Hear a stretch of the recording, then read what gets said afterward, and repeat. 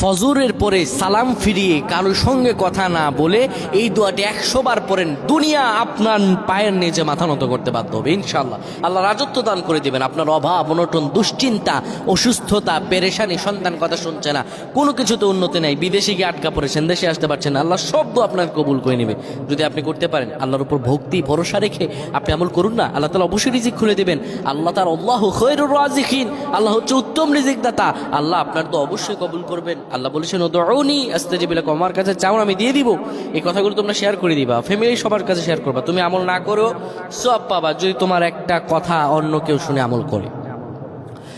আমার প্রিয় ভাইরা, ফজর নামাজের পরে নবীজি কখনোই আমলটা ছেড়ে দিতেন না।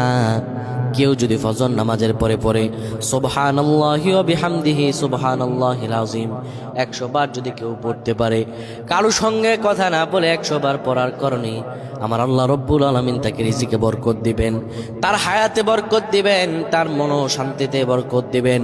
আল্লাহ রব্বুল আলামিন তাকে এত পরিমাণে দয়া করবেন ওই ব্যক্তি কোনো দিনও কল্পনা করতে পারে না।